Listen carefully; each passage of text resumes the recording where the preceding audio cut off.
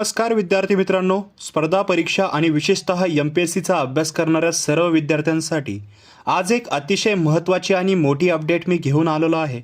मित्रांनो, महाराष्ट्र शासनाच्या महसूल व वन विभागाच्या अधिपत्याखालील भूमी अभिलेख विभागाचा सुधारित आकृतीबंध नुकताच मंजूर करण्यात आलेला आहे. दिनांक 11 मार्च 2026 रोजी हा अधिकृत शासन निर्णय प्रसिद्ध झालेला आहे. आता याचा तुमच्या भरती प्रक्रियेवर आणि अभ्यासावर काय परिणाम होणार आहे हे आपण आज सविस्तर पाहणार आहोत. व्हिडिओ एंडपर्यंत पहा. चॅनलवर नवीन असाल सबस्क्राईब नक्कीच करा. तसेच हे PDF किंवा असेच PDF ऑफिशियल डॉक्युमेंट्स मिळवण्यासाठी व्हॉट्सॲप आणि टेलिग्राम ग्रुप जॉईन करायला विसरू नका. लिंक डिस्क्रिप्शनमध्ये आहे. तसेच हे PDF प्रत्येक व्हिडिओच्या खाली डिस्क्रिप्शनमध्ये फर्स्ट लिंक असते, त्यामध्ये मिळून जाईल. आता सर्वप्रथम महत्त्वाची आकडेवारी आधी लक्षात घेऊया. शासनाने या नव्या आकृतीबंधानुसार भूमी अभिलेख विभागात तब्बल 994 नवीन पदांची वाढ केली आहे. म्हणजेच या विभागात आता एकूण 10,683 पदांचा सुधारित आकृतीबंध मंजूर झालेला आहे आणि हा ऑफिशियल आहे. आता सर्वात प्रथम महत्त्वाचं बघूया, विद्यार्थ्यांसाठी यात कोणत्या महत्त्वाच्या पदांचा समावेश आहे.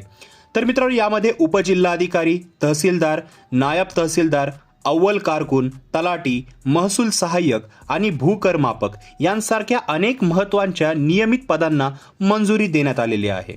तसेच प्रशासकीय कामाची वाढलेली व्याप्ती पाहता राज्यभरात नवीन कार्यालये उघडली जाणार आहेत.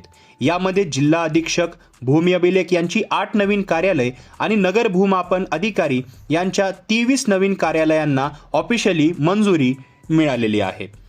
मित्रांनो, जेव्हा शासनाकडून असा सुधारित आकृतीबंध मंजूर होतो आणि नवीन पदे निर्माण होतात, तेव्हा त्याचा थेट अर्थ असा असतो की प्रशासनात मनुष्यबळाची गरज आहे.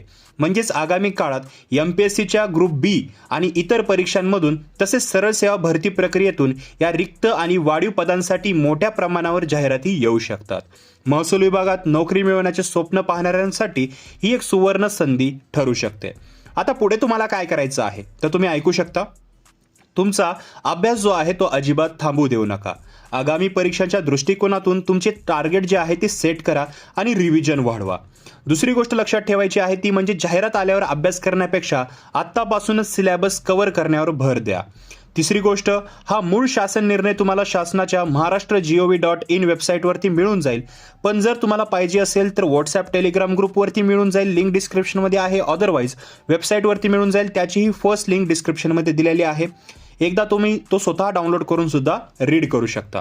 मित्रांनो, स्पर्धा परीक्षांच्या अशाच अचूक आणि फास्ट अपडेट्ससाठी आपल्या चॅनलला लगेचच सबस्क्राईब करा आणि बेल आयकॉन प्रेस करायला विसरू नका. तुम्हाला या भरती प्रक्रियेबद्दल किंवा अभ्यासाच्या नियोजनाबद्दल काही प्रश्न असतील तर खाली कॉमेंट सेक्शनमध्ये मला विचारू शकता. हा व्हिडिओ तुमच्या अभ्यास करणाऱ्या मित्रांच्या ग्रुपवर नक्की शेअर करा. भेटूया पुढच्या व्हिडिओमध्ये. तोपर्यंत व्हिडिओ पाहिल्याबद्दल धन्यवाद.